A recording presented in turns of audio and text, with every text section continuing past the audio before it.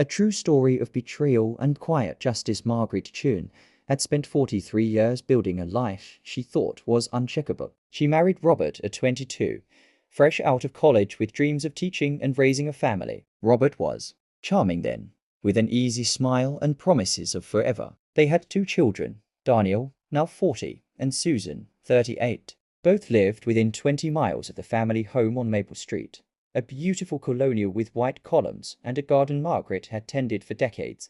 The trouble started slowly, as these things often do. Robert's construction business had struggled during the recession. Margaret understood. She took on extra tutoring jobs, cut household expenses, and never complained. What she didn't know was that Robert had been borrowing money from their children, Daniel and Susan, telling them Margaret was spending recklessly on unnecessary things. It was a lie, carefully crafted over years. When Robert's mother passed away 5 years ago, she left the Maple Street house to both of them. Margaret had cared for the elderly woman during her final months, reading to her, cooking her favorite meals, sitting beside her bed through lonely nights. But the house was in both their names, and Margaret thought nothing of it. Marriage was partnership, wasn't it? The truth came crashing down on a Tuesday morning in April. Margaret had been paying Robert's mother's remaining medical bills from her own teaching pension. She'd been doing it quietly for 2 years, nearly $15,000 in total. When she finally told Robert she couldn't continue, that her savings were depleted, she expected understanding, maybe even gratitude. Instead, Robert's face turned cold. "You should have consulted me before paying anything," he said flatly. "That wasn't your responsibility." "But she was family," Margaret replied, confused. "Our family." That weekend, Daniel and Susan came to the house together. Margaret baked their favorite lemon cake, thinking it would be a nice family dinner. But they barely touched the food. Daniel began, his voice tight. "Dad told us you refused to help with Grandma's bills, that you were too concerned with your own spending." Margaret felt the room tilt. "That's not true. I paid them myself, thousands of dollars from my own pension." Susan shook her head. "Dad said you've become selfish, that you're not the mother we knew." Margaret tried to explain, showing bank statements, receipts, proof of every payment. But her children had already made up their minds. Years of Robert's subtle manipulation had taken root. They saw what they'd been conditioned to see. An ungrateful wife, a difficult mother. Within a month, they stopped calling by summer. They stopped visiting entirely. Robert moved into the guest room. They lived as strangers under the same roof. But Margaret kept trying. She cooked his favorite meals. She asked about his day. She hoped time would heal what had been broken. Then came the autumn morning that changed everything.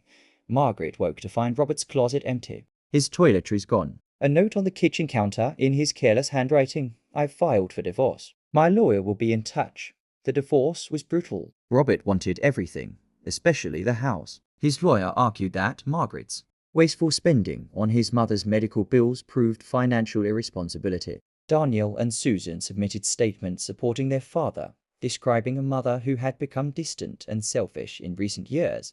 Margaret sat in that courtroom, listening to her own children paint her as a villain, and something inside her broke, not into sadness, but into clarity. The judge awarded joint ownership of the house, but Robert immediately filed motions to force a sale. He argued that neither could afford to buy the other out, so selling was the only option. What Robert didn't say was that he'd already found a buyer, Daniel and Susan, who planned to renovate and flip the property for profit. Margaret's lawyer delivered the news on a grey December afternoon. "They're offering you $20,000 for your half. It's under market value, but given the court pressure, I'd advise accepting." Margaret looked at the papers. 43 years, 2 children, a lifetime of love and sacrifice. $20,000. She signed nothing. Instead, Margaret made a call to a real estate agent she'd once tutored in high school. "I want to sell my half of the house," she said calmly, "but I'm choosing the buyer within 3 weeks." She'd sold her 50% share to a young family, parents with 3 small children who'd been priced out of the neighborhood. They'd agreed to buy Robert's half eventually, but there was no immediate pressure. They moved into the house as CEO owners, their children's laughter filling the rooms where Margaret's own babies had once played. Robert was furious. He threatened legal action, but the sale was perfectly legal. He couldn't force the new family to buy him out quickly, and he couldn't live there comfortably with strangers sharing the space. He'd expected to inherit the full house, flip it with their children, and walk away with hundreds of thousands. Instead, He got a check for his half at market value, months later than planned. With no family legacy to show for it, Daniel and Susan were devastated. Their inheritance had vanished. The house they'd counted on was gone. Margaret took her portion of the money and did something she'd dreamed about for years. She bought a small cottage 3 states away, near the ocean. It had a porch swing, a garden waiting to be planted, and windows that caught the sunrise.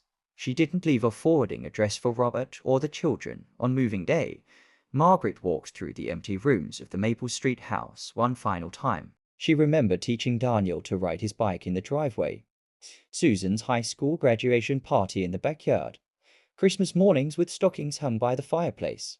But she also remembered the lies, the betrayal, the courtroom where her children chose greed over truth. In the living room, she met Elena, the young mother who'd bought her share. Elena's daughter, maybe 5 years old, was spinning in circles, delighted by the sunlight streaming through the bay windows.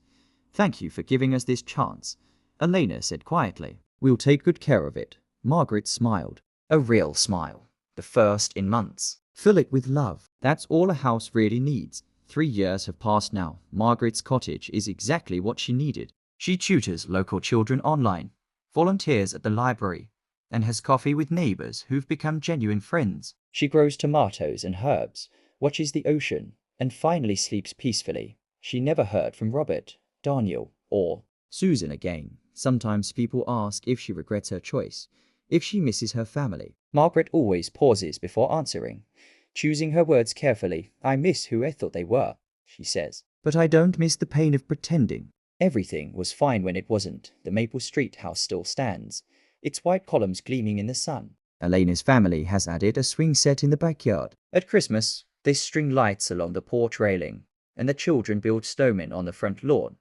It's everything Margaret once hoped it would be, a home filled with love, laughter, and people who choose each other every single day. As for Margaret, she's learned that sometimes the greatest act of love is knowing when to let go. And sometimes the sweetest revenge is simply living well, choosing peace over bitterness, and building a life that's entirely, beautifully your own.